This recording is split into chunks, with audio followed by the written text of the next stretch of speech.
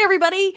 It has been a hot minute, but we are returning to producing additional content, not just the live shows, although our live shows are getting really awesome attention, in case you wondered and didn't see that episode where we lost our minds. But we are returning now with FTP, Fight the Patriarchy, and we are going to talk a little bit more about how Trek defines personhood, and we are going to deal with that with this week's episode that is The Offspring from TNG. I have a fantastic panel. I've got William Wofford, Keith Shevlin, and Eris Permore. And now, beautiful bean footage.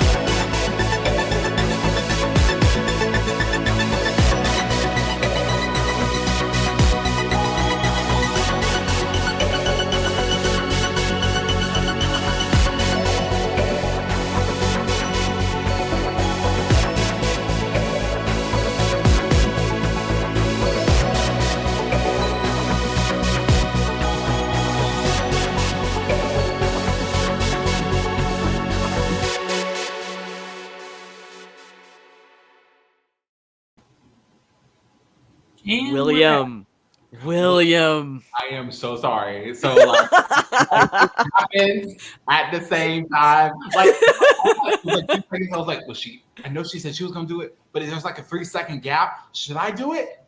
Do it. And then I did it, and we just happened at the same time. We had a whole quarter intro streams. We did, man. What's funny about this is, Eris, is that I've been consistently losing the intro every time I do the live show.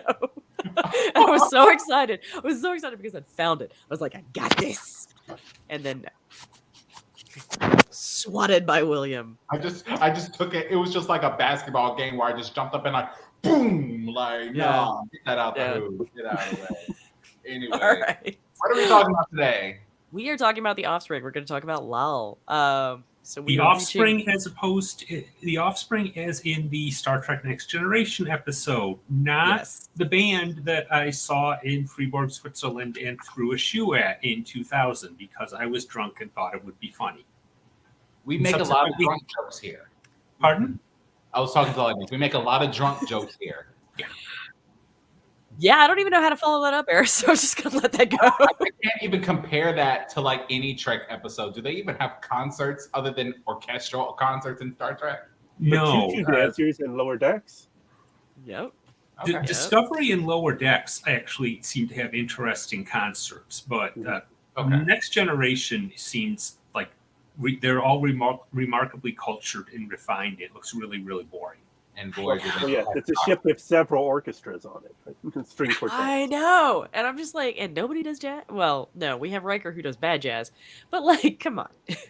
And no one cares that much about a trombone recital, dude. And Harry is like shy in Voyager. Wait a minute, doesn't he play like the clarinet?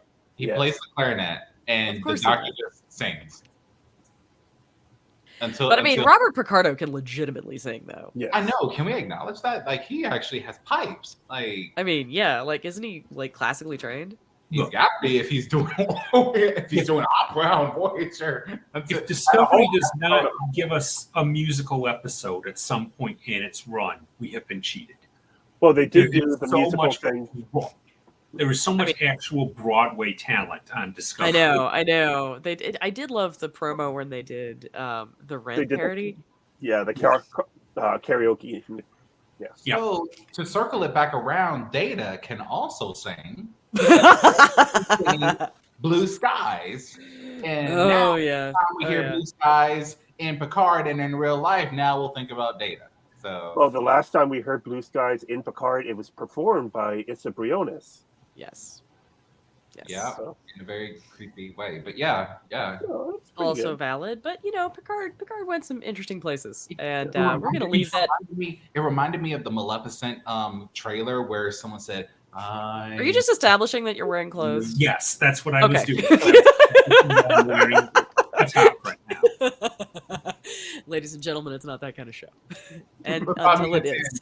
You're already way off track. I tried to bring us back, and then I just took us away. I just looked My down bad. and Eris is just like, Instrument like, of all right. chaos has arrived. What is Aaron gonna say when he sees this? I don't think he watches these. It's fine. I don't It's think he fine. watches this either. Fine. Can we All just right. high five and clap for us for Aaron and for Marie first of all for inadvertently creating the funnel to lead Aaron to our show last Thursday. Thank That you. was amazing. Yes. Awesome. Well done, That was Marie. amazing. Yeah, I saw the tweet too. It was awesome. All that. It was great. There was a tweet? Didn't you screenshot and you posted something? No. I saw something by Aaron. Dude, I haven't been on Twitter since the Elon Musk shitstorm because no. Really? Oh. Yeah, I shut down 2 of my Twitter accounts this weekend. Yep. Down to just 1 now.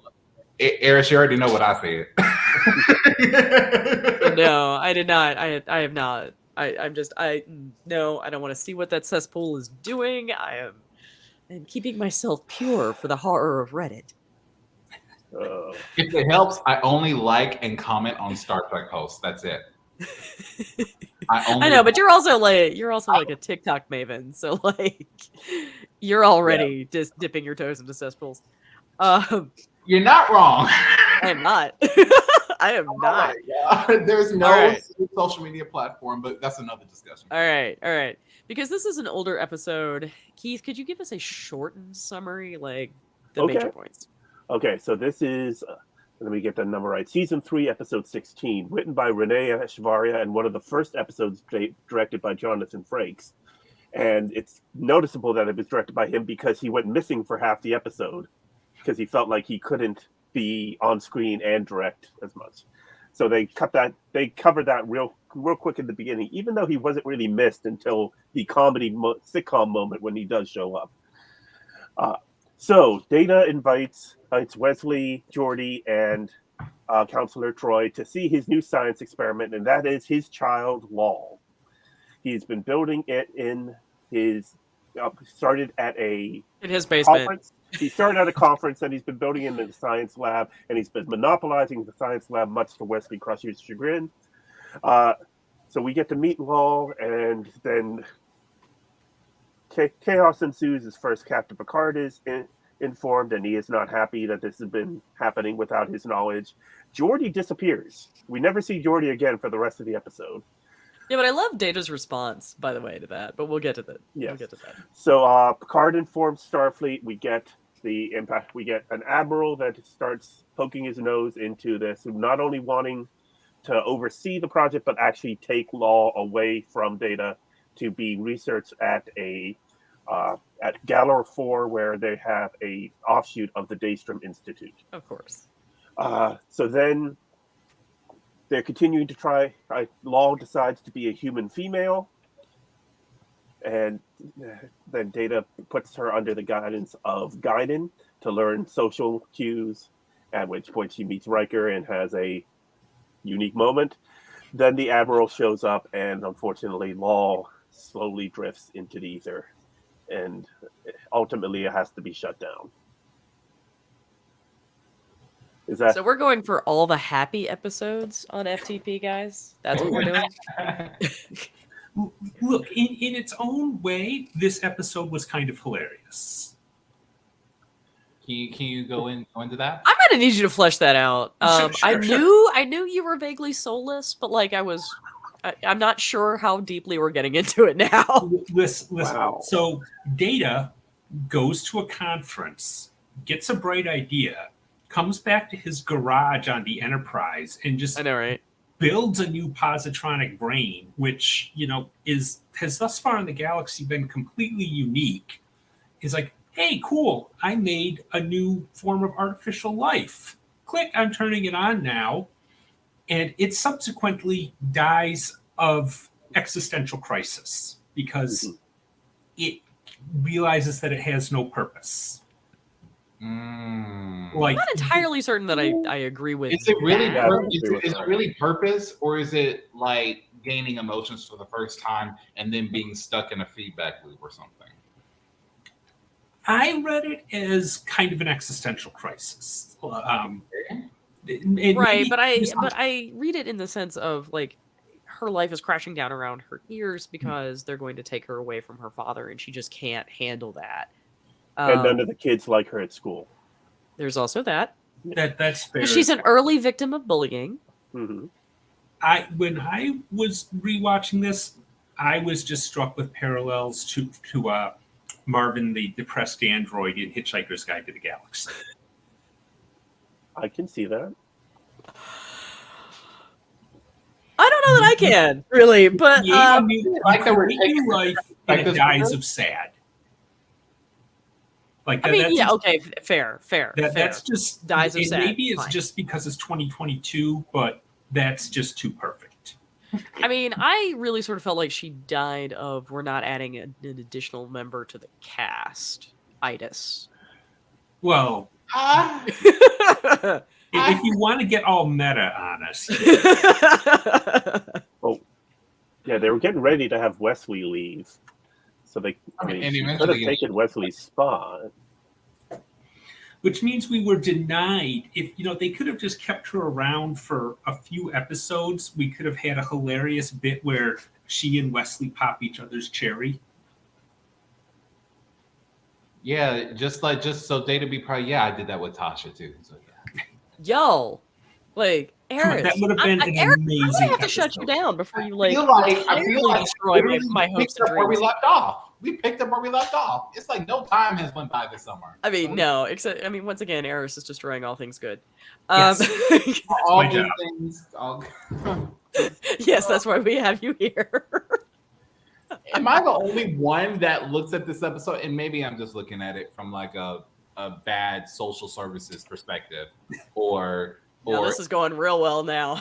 or LGBT trying to adopt children, but they're not allowed to. I actually read it that way. I read it that way. I read it. Yeah, so I read it because I remember when I was younger, someone didn't like my mom so much, and I felt like she was always around. I was always fed. I was always clothed, but I had social services come to me and try to take me away. And I was like 12 at the time. I had just hit 6 foot. So, right. But yeah, they tried to take me away. So when I saw this episode, it didn't necessarily remind me of that because I had, long past that. That was like more than 10 years ago for me. But for now, it's like social services as like not as a bad thing, but like as a whole that is unfair towards minorities, especially the LGBT. Right, because this episode is really looking at who gets to be a parent and why. Remember, we mentioned having a conversation, like we mentioned that Picard's reaction to this was particularly interesting. The conversation they have is Picard pulling Data into his office going, "What the fuck, Data?" And Data looks and says, "Well, I decided to have a child." And Picard's like, "Well, you possibly should have asked me about that." There's the moment we're all talking about with Lel. At least we know it's not Riker's fault. But Picard, once it wasn't Riker's Data fault. looks at Picard and he says, "I didn't know I had to clear my reproductive decisions with you," and that shuts Picard down, which is very rare to do. That's a rare thing to do with Picard. Yeah, he tries to influence Troy to say, "Do not refer to it as a child," and Troy said, "But by any other definition, this is a child." Yeah. Just because it looks different and it was created in the lab. I mean, my God, I have a lot of friends who have children that were created in the lab. Mm-hmm. I will have to give it to Picard that when Data does come to his ready room, and Data immediately says, "All right, I can just deactivate it," and Picard immediately like, "No, this is a life. You can't just turn it on and off." Now he was fully ready to accept Law as life from right there, but right. The first child born on the Enterprise, or was that no? Keiko had her. Yeah, never mind. Okay. No, Keiko's baby Molly hadn't been born yet, but no. Yeah. but to say that We've had other children. already babies, yeah. It's a family. I mean, show. does anybody remember Brothers? Like, I mean, the two kids whose parents fucked off to go and do nothing and left their children on the Enterprise under the care of Riker. I don't remember that one. I just remember about the one where they left the kid, and the mom died under Worf's command. Oh yeah, and then Worf did a ritual to where he and the kid became brothers. And then we never see the kid again. We never see the kid again. He acted for a little bit after that, and then he moved on with his life to real estate or something. I don't know. I look for these things because I'm going like, why didn't what? Because that would be the bonding episode 5 of season 3, just 11 episodes before. Oh God, I wish. I hope we learn what happens to him in season 3 of Picard, because technically, when I look on Memory Alpha, it legally says under Klingon law that is Worf's brother. So, all right, let's tease out about this question about who gets to have children. So because that is a question that comes up a lot. I'm sorry, Eris, go on. Oh, I was just going to say, and this kind of fits with where we were headed, that I can understand Picard's initial reaction, to be honest. Because for me, at least, and people who know me a bit more personally will be well aware of this, that I am rather vehemently child-free and tend to lean towards the idea that the decision of whether or not to create a new human life is... I appreciate how nice you're being about that, by the way. I am being extremely I know. Despite I feel like the lipstick is helping. You know, I know. Being rammed into by a toddler at a coffee shop today and almost spilling hot coffee all over their bald head, which would have probably disfigured them for life. But I feel like you have a little bit of Picard in you, because he just does not like children. Yeah. Okay. Anyway, I all right. Get to your point. As someone who thinks that people should take the decision about whether or not they're going to have kids vastly more seriously than they do, I really appreciated the bit where, for Picard's shock at this, and putting it in contrast to the casual reproductive choices of everybody else on the ship, which is presumably not something that, Picard has to take note of beyond, sending a congratulatory form letter or something, and probably doesn't have to notify Starfleet about and, get the Admiralty involved.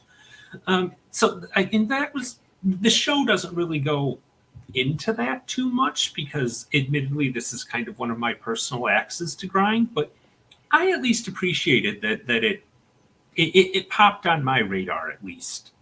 So years later, after I saw this for the first time, after having sat through law school, I'm sitting there going, she was created using Starfleet components in a Starfleet facility. Does that make her a work for hire? For some reason, when you said that, I heard Mariner say that on Lower Decks. Because I feel like that's a question that Mariner would ask. Like, she's the only one that would take something. Like, okay. I never would have thought of that. Doesn't she become Starfleet's intellectual property now? Like, I feel like this would be a lot more relevant if she had been created on a Ferengi ship. Entirely possible. They would have kept her. Well, yeah. Well, and legally, they would have kept her. Yeah. You flash ahead to season 1 of Voyager, and you had Samantha Wildman informing Captain Janeway that she's pregnant. Or that's actually early season 2, because they filmed it for season 1, but they pushed it back to season 2. And so because time doesn't matter. Yeah, Voyager. Wibbly wobbly. Yes. So there's an understanding there that she felt that she needed to inform the captain that she was pregnant. Now, if Dr. Crusher had been asked by 2 crewmen to aid them in having a child, that they'd be using sickbay, they'd be using Starfleet, the laboratory there and everything. That's obviously, it's not exactly a matchup, but it's a similar situation. Where are we going? I mean, that's an interesting question. Is it a similar situation? Because, she's not. I mean, that child isn't actually comprised of Starfleet material. It's composed of Katerran material, or whatever the parents might be. Right. Yeah. It's their genetic material, and they're having a medical procedure. The question is that, in the only medical facility available on the ship? Whereas Data's doing something a little bit different. Now, metaphorically speaking, it's not different, right? Data's just decided that he wants to be a parent, and so this is what he's going to do. Which is frankly what a lot, as Eris points out, a lot of us do. We wake up one morning and it's like, all right, let's do this.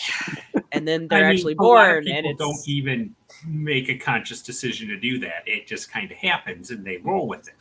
Right, but I'm gonna go with at least most people think about it, and I don't doubt that Data really considered it, because Data actually makes that as a point, that he thought about it, and with Data, his thinking about it is infinitely faster than anything us poor organics can do. He considered the possibility. That's why he was torn for that brief moment between the Admiral and Picard near the end of the episode. Because he was walking back and forth, and I really love, to Keith's point, I like how Picard holds her ground, Mr. Data. Anyway. But also, to Keith's point, most active duty service members actually inform their COs that they are going to, embark upon this, because it does impact mission readiness. In this case, he did not say anything. But in Data's defense, it wasn't going to impact his mission readiness. Yeah, he wasn't going to be pregnant for 9 months. He's not going to need. And he did this on his own free time, which he doesn't sleep. So that's 8 hours a night. And it's not in a setting with no real concept of material scarcity. I don't think that the Starfleet components used to build her really come into play. I mean, I don't think even Quark would try to claim that he owns something that someone replicated out of his replicator. I mean, in all fairness, though, I'm using 21st century concepts of intellectual property for a 24th century joke. Yes. Well, I mean, then let's take it a step further. The EMH, the doctor, is comprised of Federation material. But what was the Arthur, I believe? Yeah, but ultimately, it turns out that he doesn't win that fight. Yeah, he lost that. Yep. He lost it? I forgot. He lost it. Yep. We had this one. But he is still considered property. Yep. In particular, all the copies. So now this gets really interesting. It's exactly. Who does Lal belong to? Does it belong to the state, or does she belong to Data? How would you does she belong to herself? How would you establish Lal's age of majority when she would no longer be a minor and considered parental property? I mean, since there's no age in here, we're going to consider her as an adult, right? Which means she has the ability to choose. Except that she's got less social capability than, the children in the school. Right. They tested her and placed her with the older students, and she couldn't keep up Didn't socially. do well, yeah. So they put her with the kids, and they were all scared and laughing at her. Yeah, and she couldn't. Children suck. She couldn't even touch a ball. I'm sorry,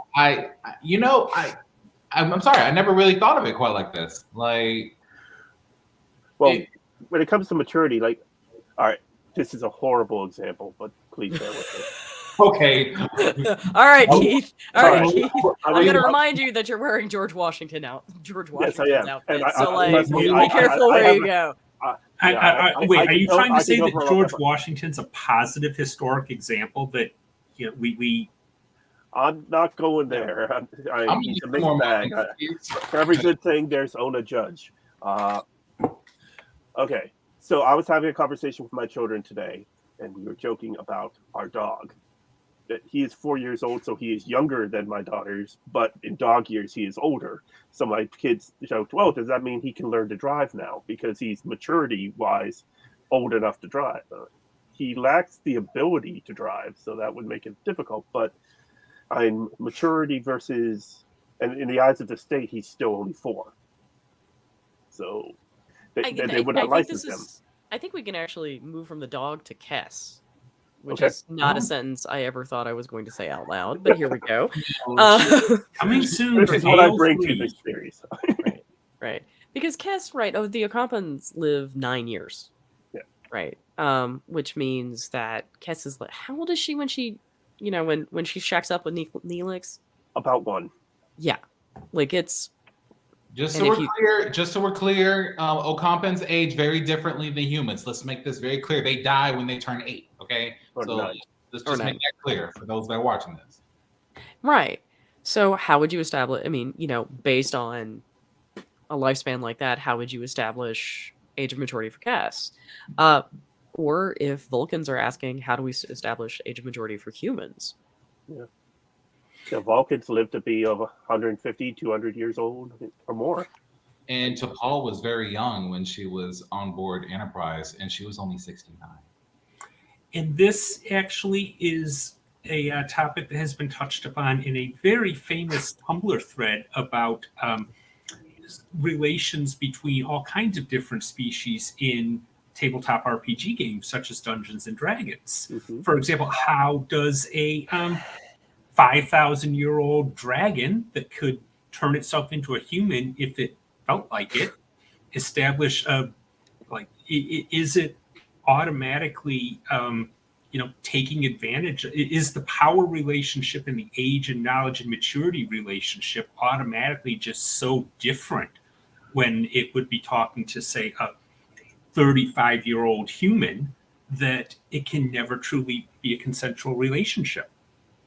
So it's like it's not enough that the person who was quite literally just born yesterday just come up and says, "Hey, I'm an adult, kiss me." Like it's not enough. Oh my God! I mean, how many teenagers would try and pull that line just in the world today? I'm not even thinking teenagers. I'm thinking certain senators. Let us make sure that we do not end up taking our discussion on this in a direction that gives ammunition to Matt Gates.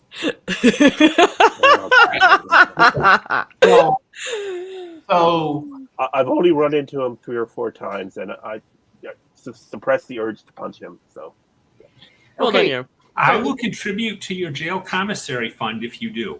Yeah, it's much more difficult to suppress the urge to punch Ted Cruz. Subconsciously, I will also contribute to that commissary fund. Oh dear God! So each species, each civilization has their own form of age of consent and age of reason and age of whatever. But different cultures have different rules than humanity does, than Ferengi, than Cardassians, than each of one has. They marry at different. Hell, they have, even here in America, some states allow underage marriages. Some of them force their children. Some states do not have an age of consent. Some don't even have an age of consent. So it's like, what is the rule? Where's the line? And WoW doesn't have a culture that she comes from that can establish these things for her. Right. So if there's no culture, then there's no rules. So who's responsible? Because I feel like we're about to go. If Data was the daddy and the Enterprise was the mother, then we need to go to child support court or something and figure out what is this. Because we know who's the mama, we know who's the daddy, and paying child support really ain't gonna matter because Lal is. Well, they don't have money, William. Right? I read somewhere in somewhere in the background information for the episode that was actually a plot they initially considered, was that the Enterprise's main computer was the mother. I'm really grateful they didn't do that. I mean, this feels like we need to jump ahead a few series because that's something they would definitely do on Discovery. Yeah, right. do. But that makes a little more sense, right? Because Zora is actually like self-aware in a way that the Enterprise is not, so she can actually be in some sort of way a mother. To Harris's point, though, there was that. So bless you. There was that episode where the Enterprise was sentient. Now, it was but that was not inherent to the Enterprise. You're right. It wasn't inherent to the Enterprise, but it gained the ability, just like Zora was not inherent to Discovery. It was when the Black Sphere data interacted with it that it became Zora. Think about it. Well, she evolves from the melding of the That's sphere like- beta and the computer. Just Like she the evolves other on her evolves. own. Right. And then decides that she's going to take the only ship that can perform certain things and refuse to do orders with it. And this is why a sentient starship is a really bad idea. So I think what we can agree on is that Lal had no culture to speak of at the time, and no evolution to go through to mature. So Yeah. right now there's nothing. Mhm. Right. She is she was a complete blank slate. Right. Except she copied, didn't Data load a whole bunch of his own Yes, he did. programming into her? Yeah, what made it possible was he found at the conference there was the possibility of being able to copy his neural pathways into her positronic brain. Yeah. Yeah. This is fucking disturbing, by the way. Yeah, I want to find whoever the special effects people were who decided that is what, a unfinished android has to look like. Also, that poor actor was completely unable. It took like 3 people to get them out of that. Yeah, I can believe it. So and it's interesting that that's a male actor. He had appeared in Angel 1 in season 1 of Next Generation. He was the dancer guy, right? Like the minion. Yeah, the minion. Yeah. Can someone answer for me? Didn't Data refer to them as them at least one time before she was able to choose her gender? I don't remember. I didn't notice that. Because there was a whole discussion about it, and I remember him talking about it and giving options, and I could have sworn I heard him say that. But I don't know. This was the 80s, so I don't know. Like, I don't remember. Yeah, I don't remember. I didn't pay that much attention. You'd think I would notice things like that. I'm gonna let him choose their gender. I thought he said Eris, you are falling down on the pronoun representation. I am falling down in so many regards right now. Don't even Definitely, I don't feel so take bad a ticket and get in line, honey. I don't feel so bad anymore. Now serving in all not likelihood, I was trying to contain cat-based chaos at the time and barely noticed. So, I mean, speaking of, there's cat-based chaos going on beneath my chair. So if I duck out, that's because someone's trying to eat something that will kill them. So I have a question for Marie. To bring this to like full fight the patriarchy, who or what entity would you say that the Admiral represented in this case? I certainly think the Admiral represented a certain flavor of orthodoxy and possessive control of the state. I think it reads a lot better as, like we were talking about earlier, a conversation about who gets to have children and why. Because was this 80s? This 89, yeah. 89, so we're going into the 90s. Because there was, there was a whole conversation about that actually going on, because I mean, we were just starting to push the envelope of reproductive technology. Correction, it was written in late 89. It came out in March of 1990. So right. Because I can't remember what the exact date was for the first so-called test tube baby was, but it was not too long before this. No. So artificial insemination wasn't a thing yet until like the 90s?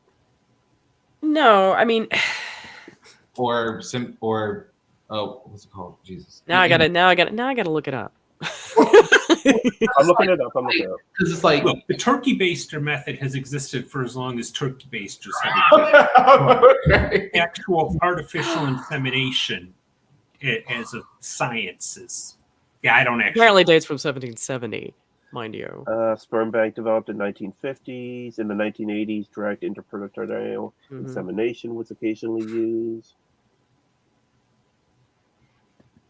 Yeah, it just says 1980s there. Yeah, so I mean, there was a whole, and when that occurred, right, there was a whole lot of conversation about what was going to happen, how, I think there was even some religious fervor about whether or not this creature would have a soul. Oh, there's still question about that because people can't get over themselves. Right. So I think this episode sort of comes out of that kind of zeitgeist is what happened here. I don't think it was necessarily looking at whether or not gay people could adopt, because, like, we were still struggling with the existence of gay people anyway. Anyway, Right. But I think it reads now much better as a metaphorical exploration of that. because Picard says it plainly at the end, forcing a man to hand his child over to the state, not while I'm his captain. Like, that was probably like that iconic line in that whole episode. So I thought that, since Star Trek does a seemingly good job at representing things metaphorically and giving, messages, I thought, okay, what was going on at that point, I think a lot of things. Not to put too fine a point on it. I think that there's a lot of things. I think there's also potentially a racial component. Mhm. In terms of where people were adopting children from, and this is also the late 80s, early 90s is when the school to prison pipeline started. Yes. So there's a lot going on, and one of the reasons I've heard this episode called "A Poor Man's Measure for a Man," and I think that's unfair. Yeah, I agree. Very much so, because I think it's actually dealing with a different aspect of the question of personhood and the question of autonomy. Yeah. In this case, it's rather whether do I have a decision to make? Can I make decisions for myself? It's now a question of not only do I have a question about making a decision for myself in terms of creating a child, do I have the right to maintain decision-making authority over that child, as opposed to the state around me? And fortunately, thank you, Star Trek, comes down on the answer of, yeah, your kid, you do. Well, except I think in Measure of a Man, I think it was fairly clear that Starfleet was the bad guy in this. Like, we've had Data as a character for quite a while. We Yes. understand that he is a completely autonomous, sentient, decision-making human, like not human. I think Lal, it's a little more iffy because we see how much she struggles, and for it not necessarily, I think a good question comes up in not necessarily does Data have the right to make her, although I personally I think that could be another interesting conversation entirely, but the ethics of reproduction is not something we necessarily need to get into right now. With 20 minutes left, yeah. But I think that, don't forget that at the end of this episode, Lal shuts down. Mm-hmm. From a panic attack. Yeah. It's like, and so in some way, Data kind of fails her. Like, and then he transfers her patterns into his own brain. Yes. To give it an extra creepy spin. Well, he had said at the beginning, and then goes right back to work. That he did his best. That he did his best, and that he did not think it would be a cold, hard copy of what Dr. Soong did, and he admitted that. And so this was new for even Data. You can't just take the man doesn't even know what's in his own head. No, and Dr. Soong made it that way on purpose. So that way there won't be just data. There has to be a unique individual in all of this. Right? And of course, throughout the episode, Data does not believe that lore still exists. He keeps on they keep on referring to them as being the only Soong. So Lord, and we haven't had the mother episode yet either. No, she's season 7. So the point I was trying to get to there with that, though, is that in this episode, you could say we do have an example of a parental failure to properly raise and nurture a child, and raise the question of, would the state have been a better ward in this case? I think the ultimate answer there is no, because I think the story goes into it with the knowledge that there is a flaw in Lal that was going to shut down at some point regardless. Just because, again, we're talking about the risks inherent in creating a Soong type android. I think it's like, in some ways, I think it's a bit like rolling the dice when you have a child. You don't necessarily know. I mean, you can have as many ultrasounds as you want, and believe me, I did. I think I topped out at like 300 ultrasound pictures. I was going in for every 3 days for a while there. You still So don't if know those had been X-rays, you would have superpowers at this point. yeah, totally. Yeah. But you just don't know. You don't. I mean, even if it looks like everything is going to go well, you don't necessarily know what's going to happen. And so I think in some ways this was very much a question of like discovering your child has some sort of awful genetic condition that's going to shorten their life extremely. In this case, what we've learned that surprised Data completely, that he was completely unprepared for, and I don't think he would have been suited to raise law like this, which is why they wrote it this way, is all having emotions. He somehow cracked the code on his daughter having emotions and didn't even know it. And in that week's time, she evolved to that point, right? So and it took trauma to trigger it, right? But anyway, go ahead. I think that's interesting, because I thought we thought very long and hard before we decided to have kids, right? Like we really did, and talked about like where we were financially, where we were, in terms of relationship, blah blah blah blah blah, and then then there was COVID.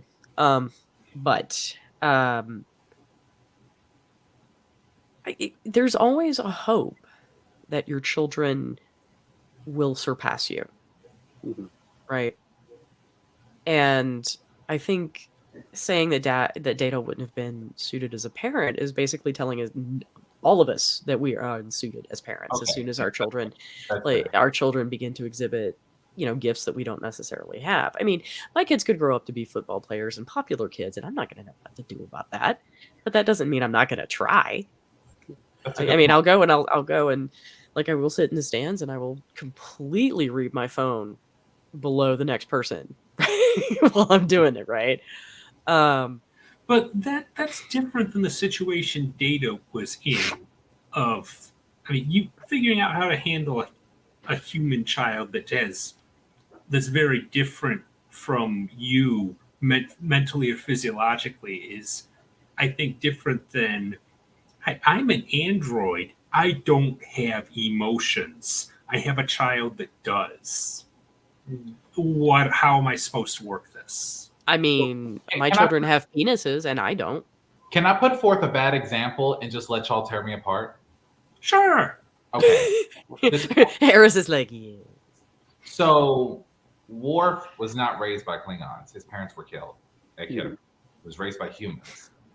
Thus, when he grew up, I think we can all agree that he was not the best father towards Alexander.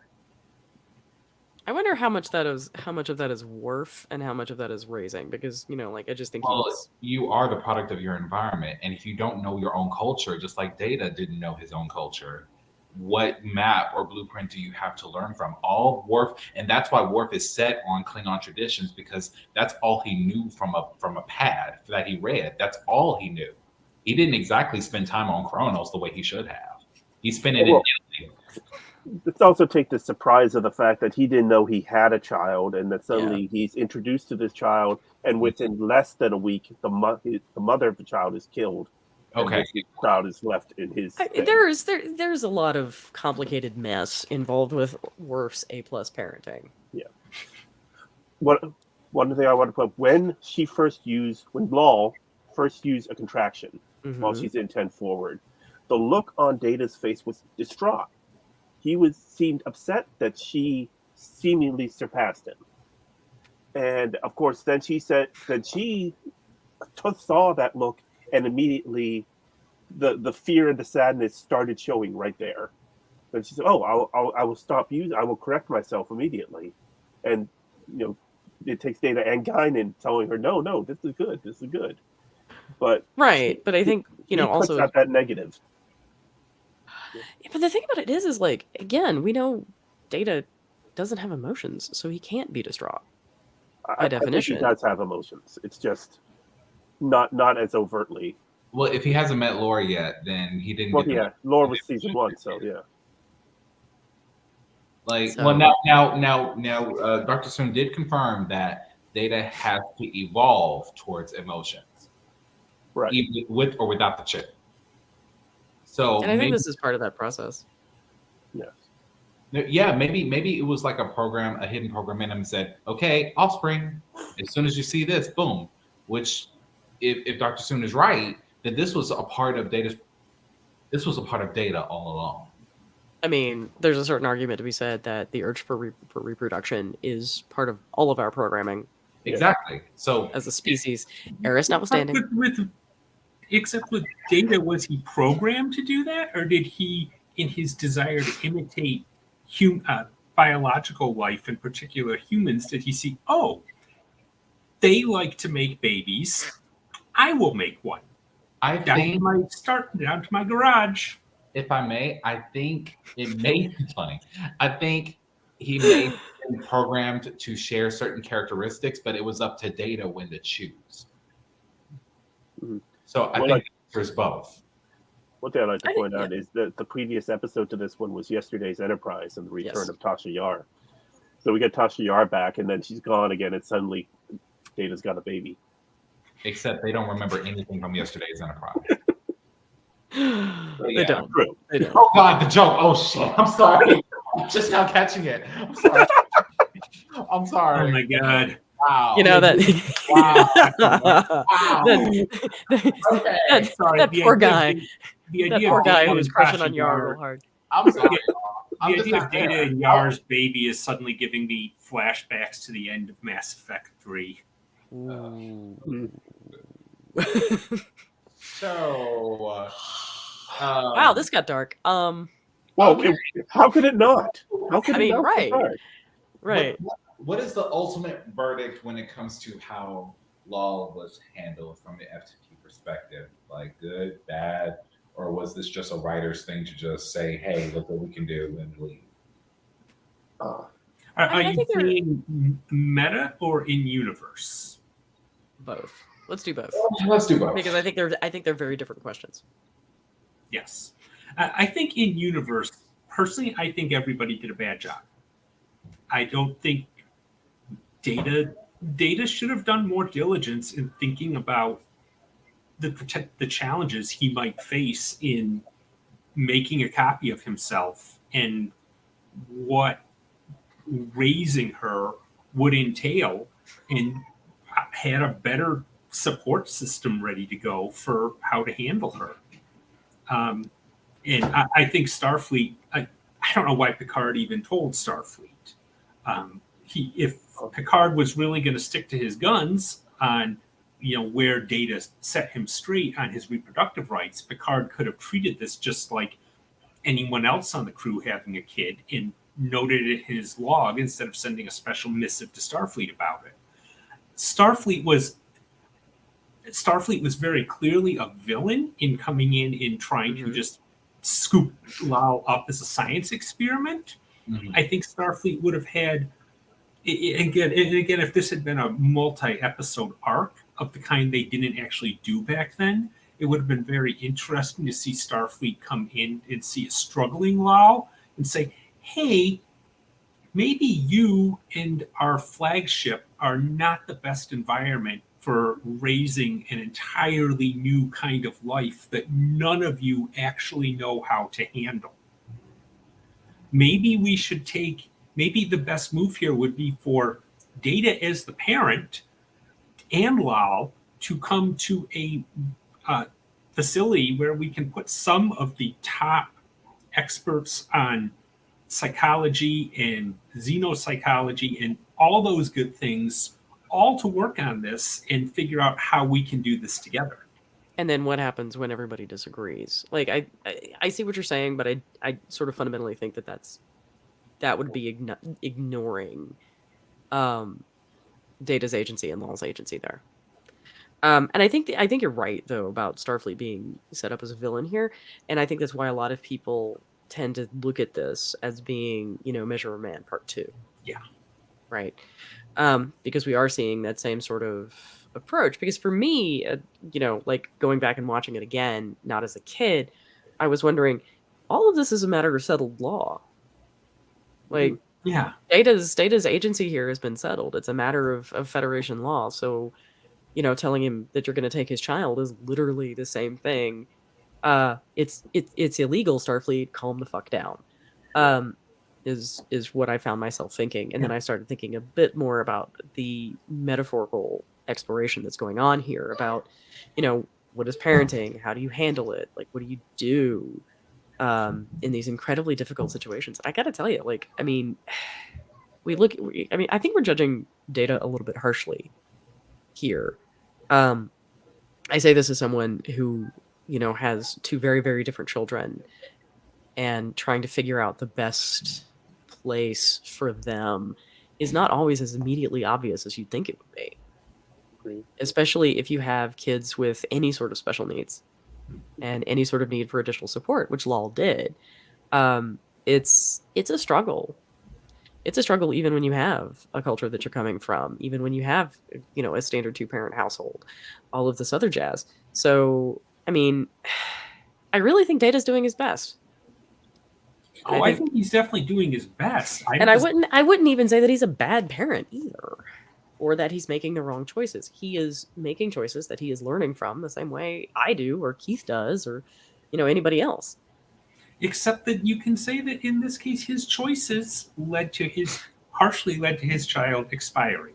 I think this is coming back to her body, her choice.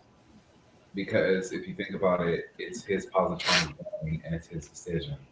I mean, and now I can kind of see both perspectives here. I feel like what's happening here is, in a way, we're grieving for Data because he wasn't capable of the full range of emotions at the time. He lost his daughter.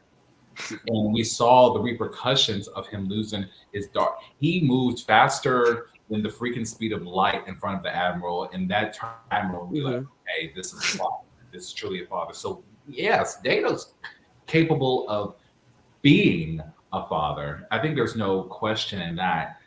But honestly, it's because, and now this is where we get to the meta side of things, it's because the writers decided to kill her off that made the whole situation a situation when we didn't get to see a 5-episode story arc on Data trying to raise his daughter. Now, so initially, I think Data was doing a good job in exploring that side of reproduction and humanity, but it felt like that there was like nailed to the cross and just thrown in the fire pan when the writers said, yeah, but we're going to write off Wesley another way, so let's get rid of her too. And that's where it kind of sticks a nail through the heart of the situation and makes it a bad situation, so to speak. I don't think that's Data's fault. I think that's so let's cast this a little bit differently. If 2 parents have a child, the way we normally do these things, and one of them happens to be unknowingly carrying a recessive gene for a truly awful genetic disease, and they have a child, and the child ends up having that genetic disease, is the parent at fault? And these days, you could say that you should have known that you should run tests to find those things out, and then you have an ethical decision to make about whether you're going to risk creating another human being without their consent. I mean, I'll tell you right now that not everybody can afford those tests. Oh, and that's a social fault, to be sure. Yeah. Like, for example, because we're on TRICARE, we had to pay for genetic testing out of pocket because the government decided that, genetic testing could lead to abortion, and, that's bad. But in Lal's case, there wasn't, and I'm not saying that you should let go of your child because of a genetic defect, but in this case, Lal passed away from a panic attack, which was a small form of evolution. Very small form of evolution. She couldn't survive evolution. And I'm like, oh my God, that kind of forces you to be like, this isn't like a bad gene. This is like a good gene that was too much for her. Like, it's kind of a defect. We don't actually know. Actually, I kind of want to ask Keith now, because Keith's been awfully quiet. Oh yeah. Well, first of all, I can say that I know when my now ex-wife and I decided to have children, there was a lot we considered, because I know there's a lot of things my family has dealt with, diseases, problems, others. something that led my one brother to decide not to have children, while my wife had decided to go. In fact, we originally were planning to have 4, and we stopped at 2 because it became an issue of her health. There is still the possibility in the future of some of those health problems coming up. I grew up with a grandmother in a wheelchair from multiple sclerosis. Uncle that lost his legs to diabetes. There's history of alcoholism. There's history of other issues in my different parts of my family tree, and there's always the worry that some of that could manifest in my children. But when I spent this weekend with my daughters, and if I have a second think about what life would be like without them, and I don't even want to consider it because they are such an important part of my life. And I didn't let those worries keep me from being able to have this experience. And when I watched the episode today, I tried to look at it differently than I had before. And I did have one thing that influenced me. Trek Culture put out a list of the worst admirals in Starfleet today, with Admiral Halftoe as number 8 on the list. Nice. For specifically, not because he was going to take her away, but because all of his shenanigans distracted them from seeing what was happening to Law. That this was happening, and he distracted, and in the case of the interview, exacerbated the problem. And when I saw her, when she used the contraction, I didn't see it as her taking a step beyond Data. I went, wait a minute, there's the first fault in her programming. And they looked at it as her advancing, and when they probably should have looked at it like, wait a minute, is that a good thing or is that a bad thing? So you see that as the beginning of the cascade failure? Yes. Because I've seen other doctor shows where symptoms sometimes presents itself as something that we would dismiss or consider as good. Right. Okay. And for you, Keith, at what point during this episode would you say that Data showed his first moment in parenthood or fatherhood that you noticed he was being a dad? And not saying he ever treated this like an experiment, but like what point? The first moment where he was a dad was when he said to Picard, "Excuse me, I don't know anyone else that had to tell you." But on the same token, I feel like he should have. Somebody else should have known about it. He shouldn't have been doing it in secret. And I mean, because you have sex in secret, you may as well, Right, but there's at least one other person involved. You could almost say that Data constructing a child in secret would be like the equivalent of carrying a pregnancy to term without any prenatal consultation or medical examinations. Like, technically, yes, you do have the right to do that. Is it advisable? No. If a complication arises from it, can you be said to be at fault for it? Probably not legally, but in terms of morally, probably. The doctor got onto Harry about that very thing when Harry, got with that one chick. And, it was well within Harry's rights because medically there was nothing too wrong with him. But Janeway was furious with him to the point where they shot that remarkable one camera shot from the ready room to the bridge to her ready room. And I was like, oh, yeah, that was so. And Harry went off on her, as he should have, for staying ensign. But, like, is that the same thing? Would you say, Eric, kind of what you're saying? I'm not recalling the episode you're referring to. Okay. Because it's Voyager, and most of that is turned into a muddled mess in my head. Go fair enough. Fair enough. Yeah, but we're kind of wrapping up here at the hour mark. And speaking of reproductive decisions, like the children are getting antsy. As they do. Right. So final thoughts in the last, I don't know. I think this is an episode that, if you approach it like we did, I think there's a lot of interesting discussion points to tear out of it. I don't think it necessarily, the episode itself doesn't necessarily feel like it has a really clear point that it's trying to pound home or a clear answer to a lot of these. I definitely feel like it is, and it is an episode. It does much more on the meta level as this is a thing the writers created in order to have a dramatic moment within the whole series than anything, as opposed to Measure of a Man. Mm-hmm. Which was pretty clear. Yeah. For my final thoughts, I concur with Eris, and I'll extend it to the point where I will submit that all three of Data's daughters have probably the worst story arc I've ever seen in all of Trek.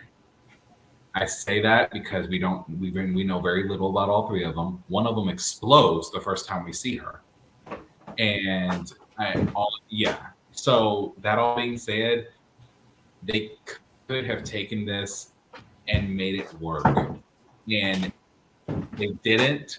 And so I'm pointing my FTP metaphorical, not lethal gun at the writers for this, because I had to clear this is YouTube, because the writers killing off Data's daughter just to get to the next episode because it's episodic. I understand it's not climactic, and that's okay. That's okay.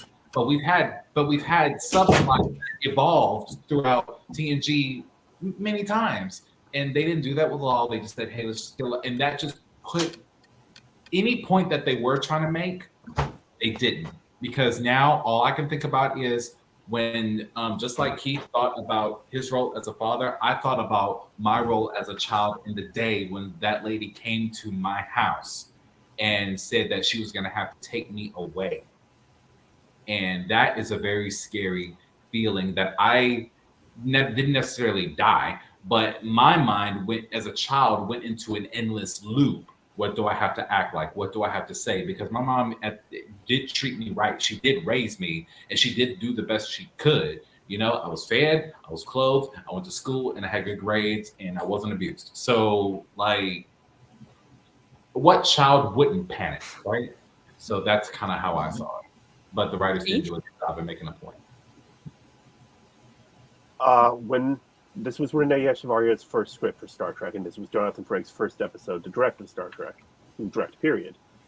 It was written as a comedy. And as Eris pointed out in the notes on Memory Alpha, it was written as a comedy, and they still kept a couple of the comedic beats in there, namely the kissing Riker and the not being able to catch the ball. If this were to be made today, it would be a supremely better episode.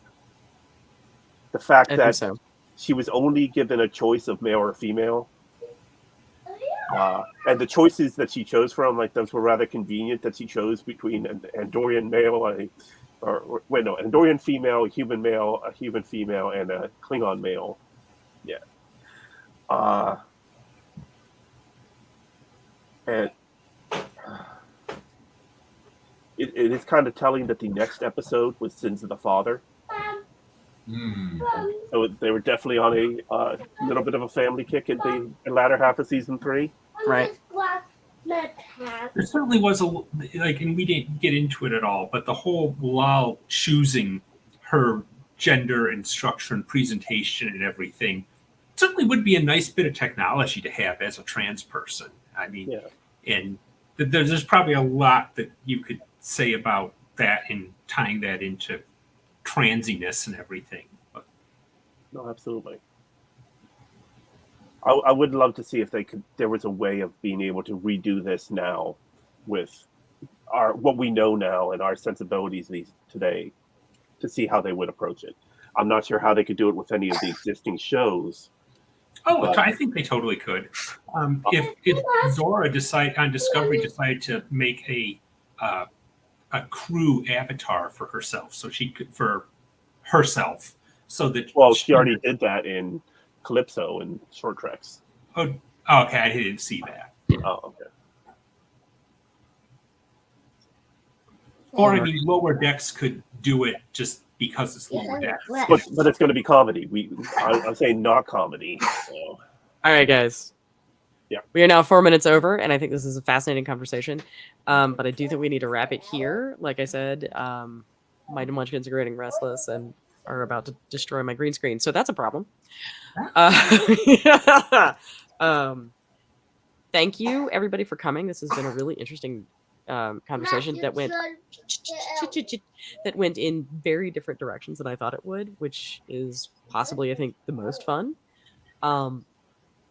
And I'm certainly looking forward to next week when we are going to do Lesbians in Space. Is that at the same time, from what I hear? That's good. Well done. I'm excited. All right. That will also be a special episode. We will be recording, at least one of us, live from New York. So I will see you guys in the future. You want to do it?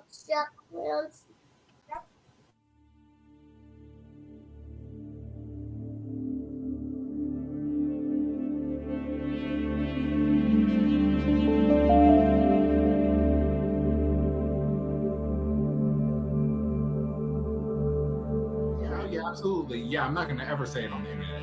Yeah, never. Yeah. I was I'm sorry. Wait. There was a shadow of a church. Okay. What? William has questionable I didn't ideas catch about that what he one. puts. William has questionable ideas about what he puts on the internet. Oh, I remember that episode. Uh-huh. I remember that episode. Yeah.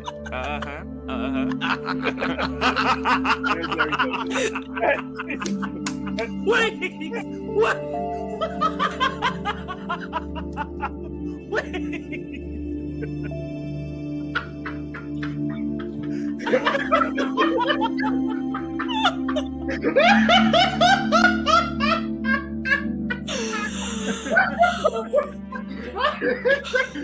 We put on an audio